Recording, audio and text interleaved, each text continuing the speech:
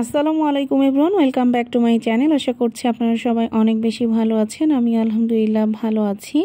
তো এখানে রাতের বেলায় জারিফ নিজে নিজে একটু লিখছিল, আর ইদানিং সে গাড়ির গায়ে যে লেখাগুলো থাকে সেগুলো লেখার চেষ্টা করে।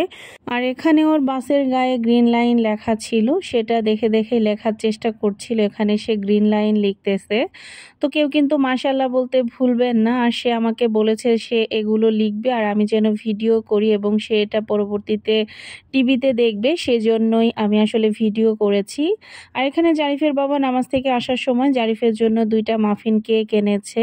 আর এইবার মাশাআল্লাহ দিলে জারিফ তার দাদা বাড়িতে যাওয়ার জন্য অনেক আগে থেকে অনেক বেশি এক্সাইটেড, এবং সেগুলো নিয়ে সে আমার সাথে কিছু কথা বলতেছিল এখানে। আর পাশে যে গাড়িগুলো এবং কিছু বই খাতা দেখতে পাচ্ছেন, এগুলো সে এখানে গুছিয়ে রেখেছে। এগুলো সে তার দাদা বাড়িতে নিয়ে যাবে। তো আমি বলতেছিলাম যে দাদা বাড়িতে যাওয়ার তো এখনো বেশ সময় বাকি আছে, তুমি এত আগেই কেন গুছিয়ে রাখলে? তো সে বলতেছে আগে থেকেই গুছিয়ে রাখতে হয়, না হলে আমি পরে গোছাতে পারবো না। আর এখানে সে তার নানুকে বলতেছিল যে নানু আমি দাদা বাড়িতে যাচ্ছি, তোমরা সাবধানে থেকো, ভালো থেকো, এগুলো বলতেছিল আর কি। তো যাই হোক, এটা হচ্ছে গিয়ে পরের দিন দুপুর বেলা। আজকে আসলে আমি দুপুরের দিকে একটু বাজারে গিয়েছিলাম, কিন্তু এত পরিমাণে রোদ ছিল যেটা বলার বাহিরে। তো এখানে জারিফের পছন্দের কলা এবং আনারস নিয়েছি। এই 2টা ফলই জারিফ অনেক বেশি পছন্দ করে।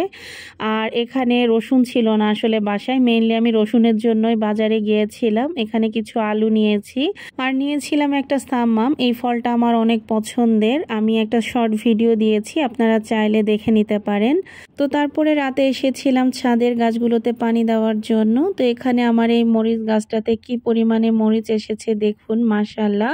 আর এই মরিচগুলা কিন্তু গাছের একটা সাইডে জাস্ট একটা ডালে ধরেছে।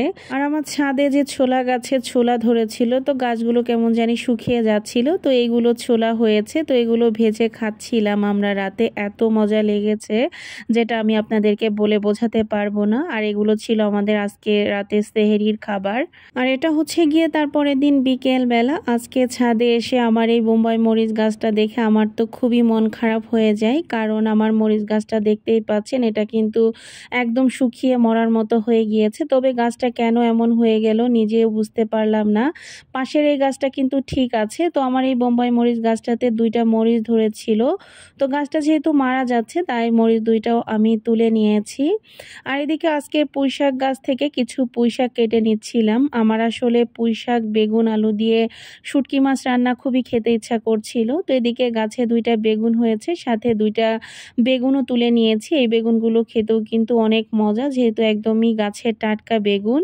আর এদিকে আমি আবার মেশিনে কাজ করছিলাম। তো লেজ শেষ হয়ে গেলে আবার বাসার নিচে এসেছিলাম একটু লেস কিনতে। তো এই যে দেখতেই পাচ্ছেন আমি আমার জামাতে আমার পছন্দ মতো লেস লাগিয়ে নিচ্ছি। ওড়নাতেও এই লেসগুলো আমি খুব সুন্দরভাবে লাগিয়ে নিয়েছি।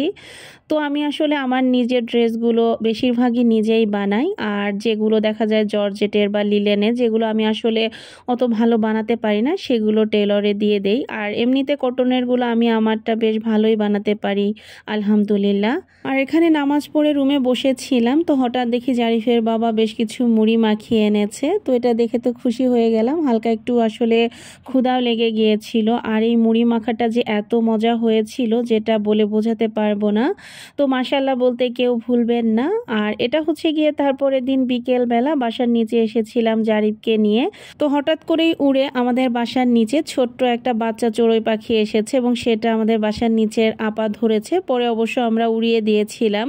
আসলে আমাদের এই বাসাটা যেহেতু একটু মেন রোড থেকে ভিতরের দিকে এবং অনেক বেশি নিরিবিলি, তো চারিদিকে প্রচুর পরিমাণে পাখি, যেহেতু আফতাবনগরে এখনো অনেক ধরনের গাছপালা রয়েছে চারিদিকে।